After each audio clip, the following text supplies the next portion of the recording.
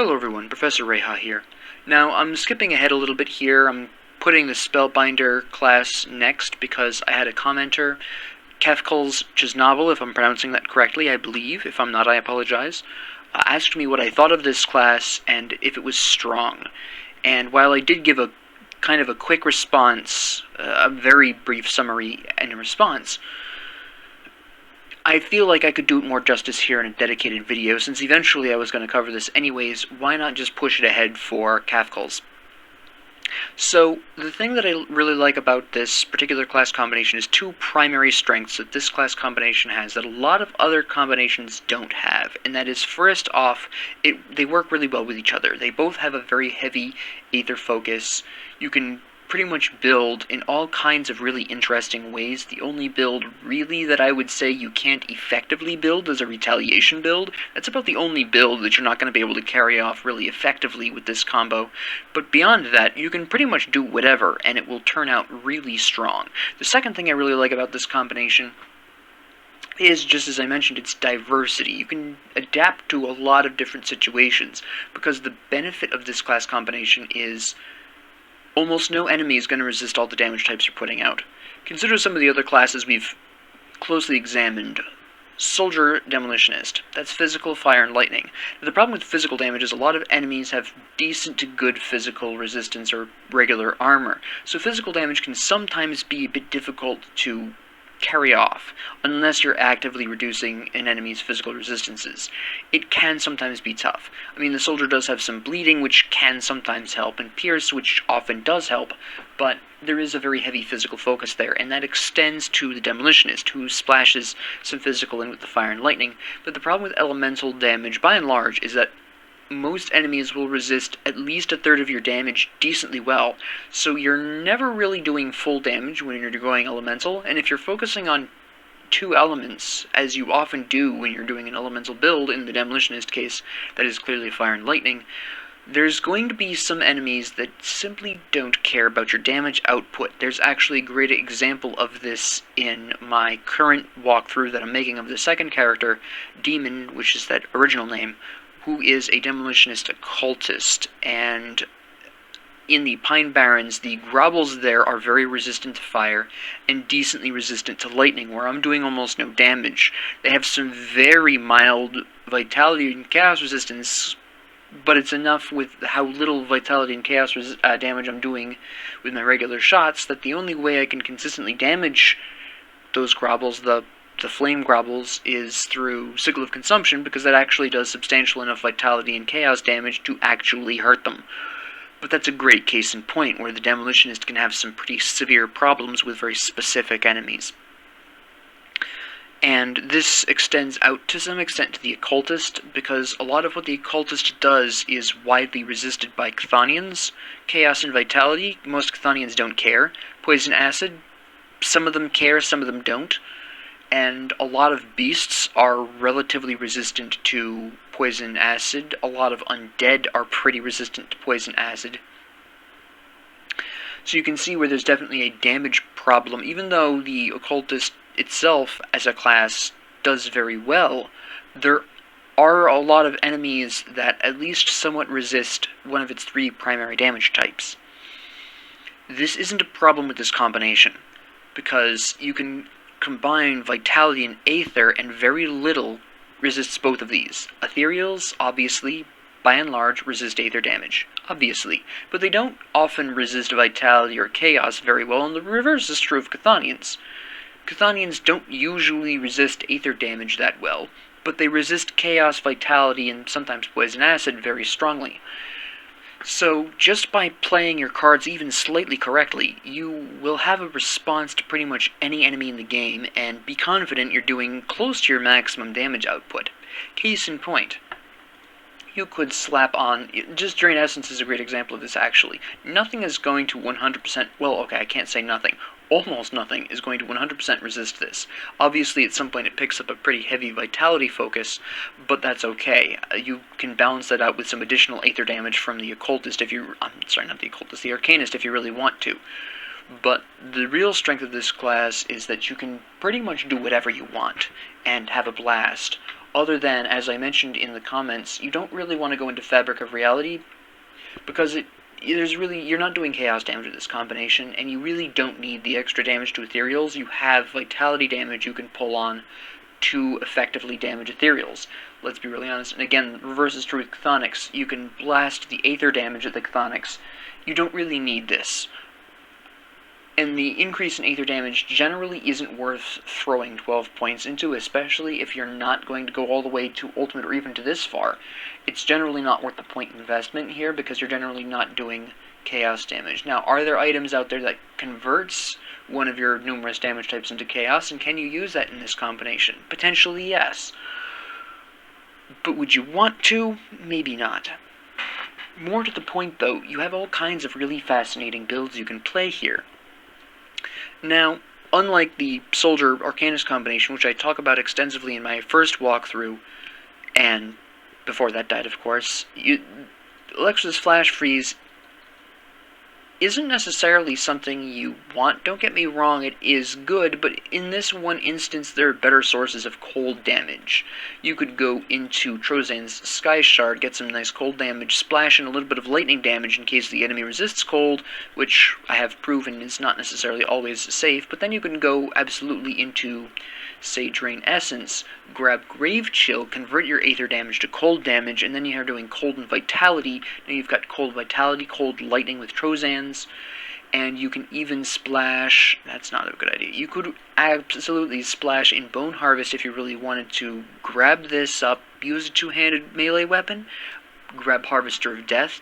You're absolutely hitting for stupid amounts of cold damage with this.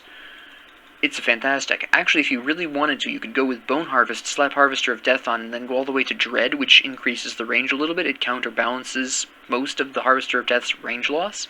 You generally, unless you're going pets, you generally don't want to go here, because you don't necessarily need to. Sure, it increases your cold, vitality, and frost damage, and that can be nice, and often I will splash in skeletons, quite frankly, because I just find that skeletons are quite nifty. But if you're going with a hybrid build, you could absolutely go all the way into this, and absolutely have an absolute blast with Drain Essence, Trozan's Sky Shard. It's a good time. Pull this back, or you could go with Star Pact as well. Go into Star Pact. You could then go into Ravenous Earth, do a little bit of cold if you really wanted to, which is a little bit silly, I'll concede. But what a lot of people don't think about is, if you go into Star Pact, this does Aether damage. You suddenly have a cold damaging aura. Well, it does 3 different damage types, but you understand where I'm coming from here. You can slap this together with Star Pact, which converts Aether damage to cold damage. Now you have an aura around you that retaliates against enemies, doing Aether, Vitality, and cold damage. It doesn't matter what you're facing, it's going to be hurt pretty bad. And it's a really fun time. I don't know how many other people have tried that, but it's hilarious. Now, the only real problem with this combination, and you may have noticed this, is a certain amount of emphasis on certain skills. When you make a decision on a build with this class combination, there are some skills you're going to want to kind of veer away from. For example, if you're going to go with the cold, you're going to go into Drain Essence, but if you're going to cold, you're not really going to be considering Ravenous Earth, and this is a cold-focused build is one of the few builds with this combination I would recommend not considering Ravenous Earth, but for most builds, Ravenous Earth is at least worth thinking about. It's incredibly powerful. It works with a lot of the builds here. If you're focusing on vitality damage, using good old Harbinger of Souls, you can do that.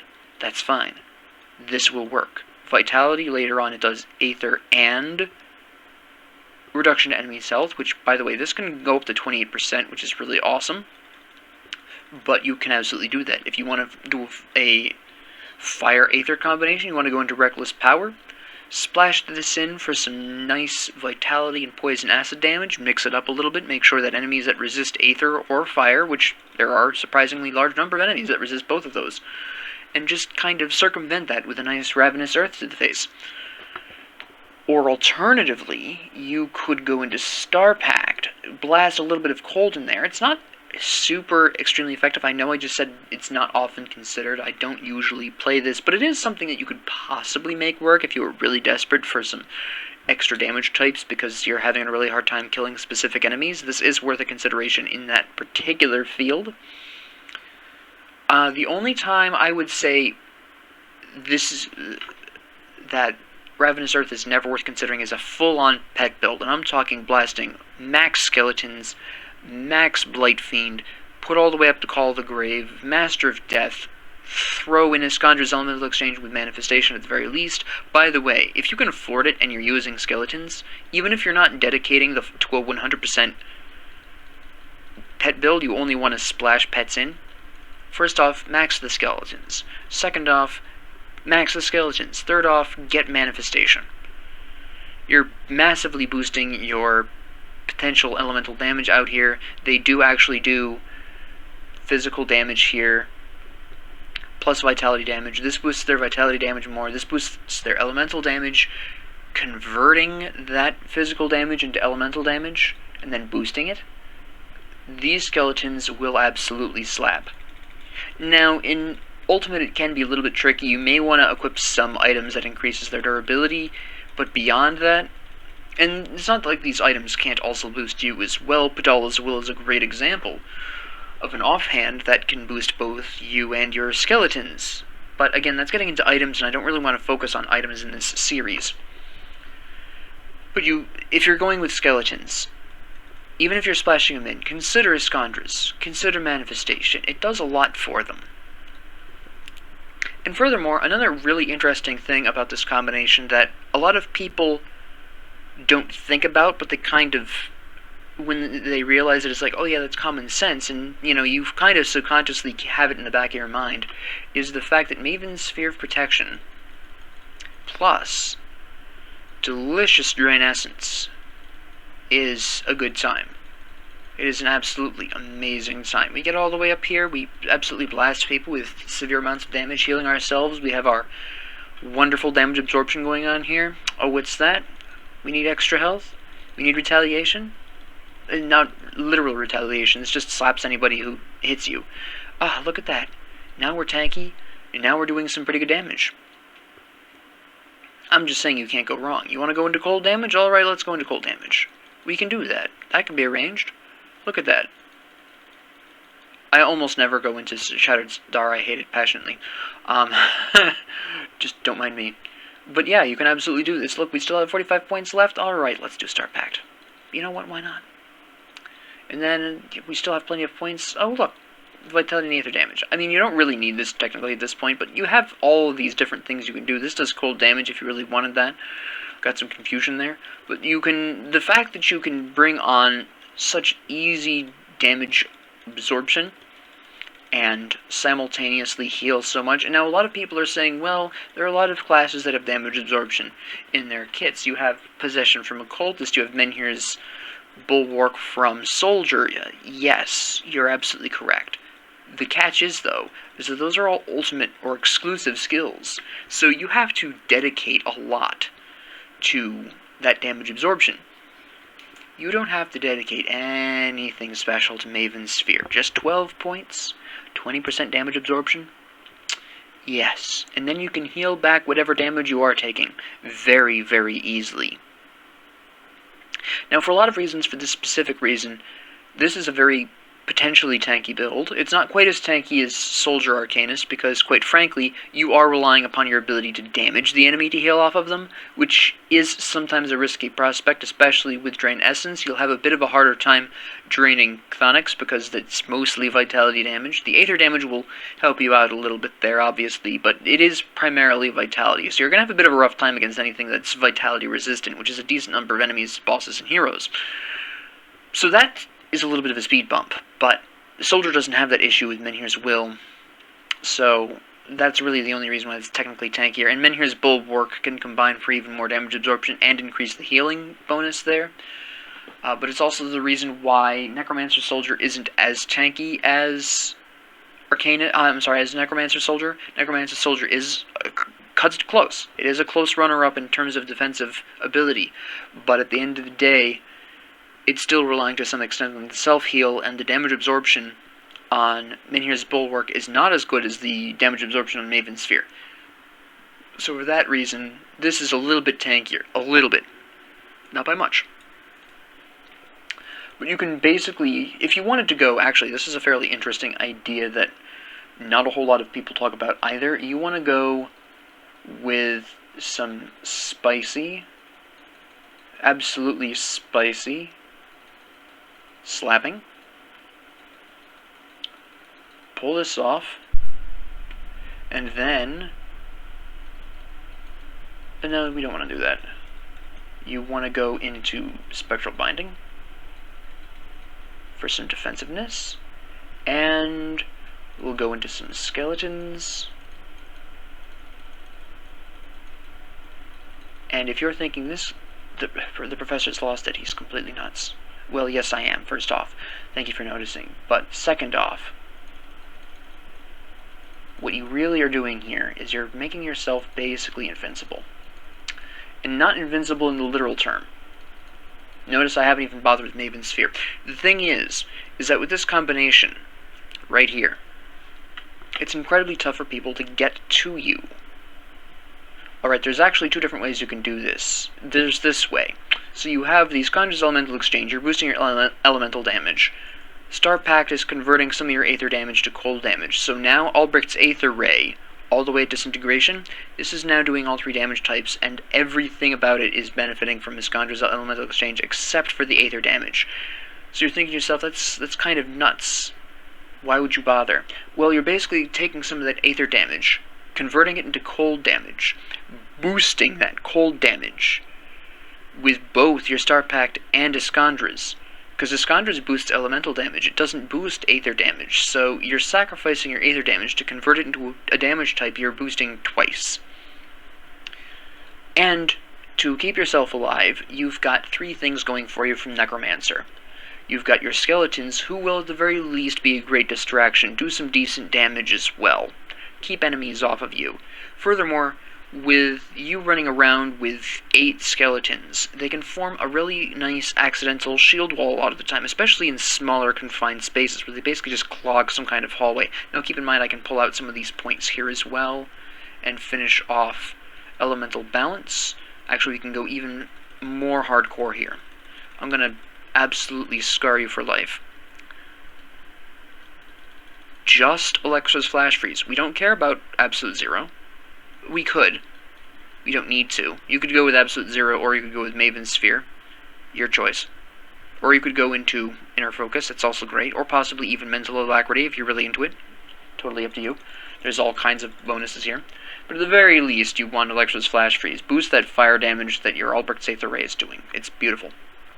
Anyways, with this, your skeletons are forming an accidental kind of shield wall. The enemies are crashing up against them, and even if your skeletons don't last too long, it's still a couple of seconds of absolute beam mayhem, and you're just beaming through this now stacked up, lined group. They're clustered around your skeletons, you're beaming them to death without any kind of problem. They break through your skeletons, which by the way have done a decent amount of damage with their elemental boost, and then you flash freeze them. Okay, the freeze immune will still be a problem, but probably they've already been killed by the Aether Ray, because there's not a whole lot of enemies that are resistant to cold that are also resistant to fire. It does occasionally happen, but it's not often. And then you still have Ill Omen, which causes the confusion, so you buy yourself a couple of seconds with that one. You do some damage, which is nice. And then, even once they get to you and they actually start hitting you, you've got Spectral Binding. If you decide to go into Maven's Sphere, you've also got that protecting you. If you go into Frozen Core, you have even more freeze time. Or slowing, anyways. They move slower. So, and if you go into Mental Alacrity, your beam is hitting for more per second because it reduces casting speed, which increases the amount of times this triggers, so to speak. So, there's all kinds of very interesting ways you can pull this combination off and be really devastating with it. Tons of different things. You could, instead of going into Albrecht's Aether Ray, you could take some of those points and go into Panetti's Replicating Missile. I don't personally do this because I think compared to the Aether Ray is just as effective a lot of the time for fewer points.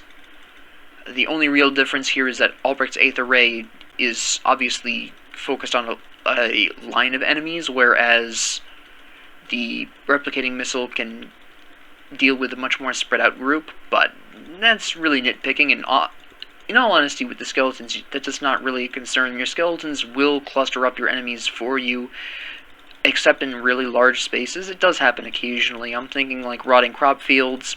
Oh, I'm sorry, the rotting farmlands is what they're officially called. I'm thinking plains of strife.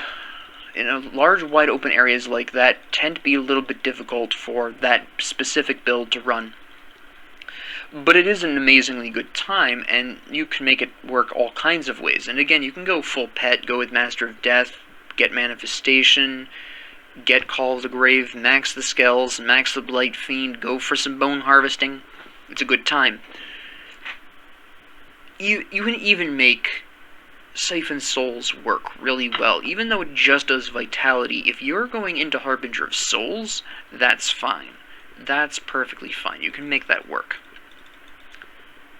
It's just a good time.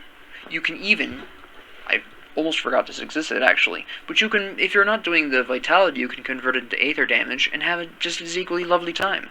There's just no, again, I mentioned this in the response comment, but Fabric of Reality is the only thing you really want to stay away from, because you're wasting almost half of it. And you really don't need the boosted damage to Ethereals or Chthonics, because if you're coming up against Chthonics, you blast out whatever Aether damage you have, and you're almost guaranteed to have somewhere in your build. I mean, come on, you're an Arcanist Necromancer combination. Unless you're going really hardcore on the cold damage, and even then, there's probably still some Aether in there. And if you come up against, Ethereals, you blast out the Vitality damage. You slap them with your Bone Harvests, the Ravenous Earthworks, regardless. Your Drain Essence, your Siphon Souls. It doesn't matter. You can make this absolutely work. If you want to go with a pretty heavy on regular attack build, you can absolutely do that. Reaping Strike, Necrotic Edge, Esconder's Elemental Exchange, maybe grab some pets, maybe grab Maven's Sphere of Protection. You can do that. It's not my favorite class to focus on regular attacks with, but you can do it. It can be effective, just not my favorite thing. You would need specific items to really make that work, but you can do that. Like I said, really the only thing you are going to have a hard time doing without specific items, and even then I would kind of be wary of that, is retaliation builds. Frankly, Spectral Binding and Spectral Wrath don't count as retaliation. They technically just damage anything that hits you, not as retaliation damage, but just as a regular old ability. And in a lot of ways this is more effective than retaliation damage, because it doesn't care if the enemy is ranged. The only thing it really cares about is this a spell? If it's a spell, it doesn't care. It's not going to do that much. If it's anything remotely resembling a regular old attack or not something distinctly magical in nature, this thing's going to slap them in the face. And it's glorious. So, there's just almost nothing wrong you can do with this combination. You can improv this really well. You can full improv this beautifully.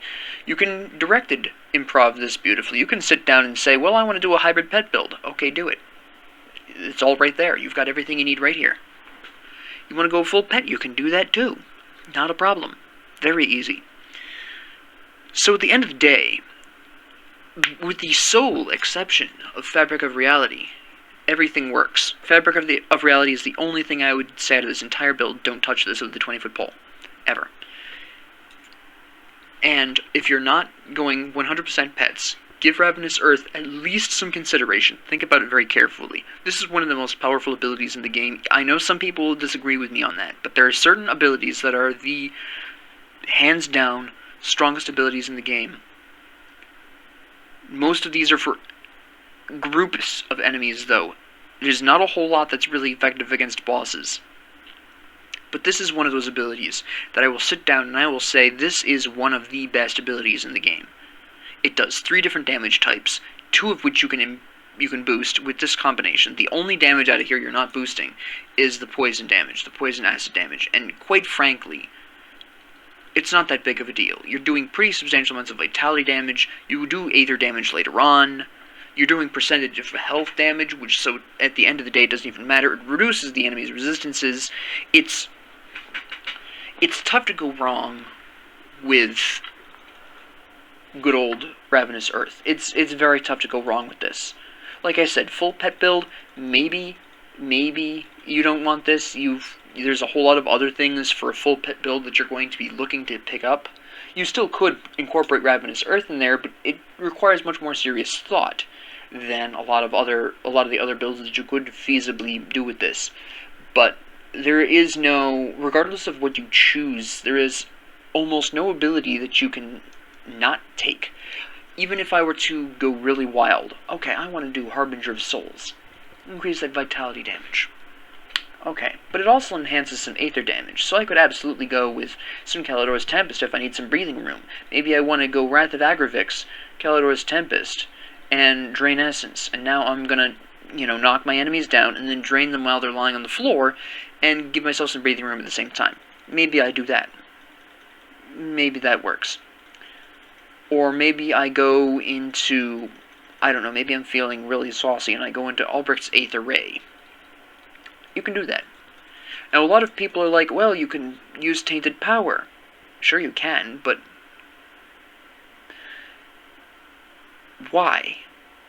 See, the problem with using potentially Tainted Power here on Albrecht's Aether Ray is that the Aether damage you can massively boost in at least 3 different ways, namely Reckless Power, Harbinger of Souls, which we need to pull off, and the Aether Resistance reduction of Spectral Wrath, 3 different ways, to convert it into Chaos damage that you can only increase, oops, that's the wrong one, that you can only increase with Fabric of Reality. And the problem here is, yes, I can convert my Aether damage into Chaos damage, but I can already boost my Aether damage, which is something else that Fabric of Reality boosts, so why would I bother?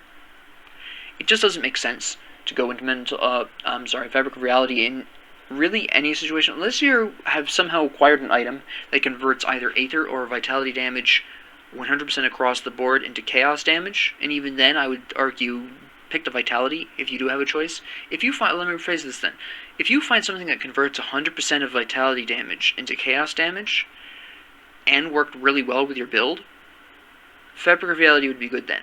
The problem is this relies on whatever specific items. I don't know every single item off the top of my head, so maybe there's an item out there that I don't know about. Entirely possible, but Fabric of Reality is a very tough sell for this combination, and I really recommend against it in any given build. There are just better ways of building damage increases than Fabric of Reality. You have a lot better options for this. So, one other thing I want to mention before we close this video, this is obviously a longer one because I love this combination so much, but it also doesn't occur to a whole lot of people that the combination of Arcane Will, which boosts your damage and your defensive ability, plus good old Drain Essence or Siphon Souls if you prefer, or both, this is an interesting time because you're doing more damage, you're healing more damage, and basically if you play your cards right, you can stand there and drain life while taking damage and maintaining that perfect level of health that Arcane Will is always on, but you're not, you're at low enough health where you are keeping Arcane Will active, but you're not healing so much that Arcane Will falls off, and you're not so defenseless that you're starting to die off. This tends to work much better with Maven's Sphere, for reference. Most of you probably figured that one out, but yeah, there's a whole lot of really fun things you can do. It's great for improving, unlike, well, the other 3 builds I've covered have their own pros and cons to improving. Demolitionist Soldier, obviously, or Commando is obviously great for improving. You've got the fantastic improbability of, especially directed improv, of Occultist Soldier. Soldier Nightblade, much harder to improv, I'll give you that, but this is fantastic. This is such a incredibly versatile yet simultaneously potent combination. You can remain diverse in this combination, prepare yourself for any scenario, and still hit like a steam train. So, there's no time in which you aren't doing well with this combination, unless you have really bad luck with the drops, which is potentially possible. I've had it happen, you've seen it happen. We've all experienced that, but in terms of pure ability, it's a beautiful combination. So I hope this answered your questions on what I think of Spellbinder and why I think it's really effective. Brief moment of mention, by the way, I didn't actually talk about Mirror of Arioctes or Mark of Torment.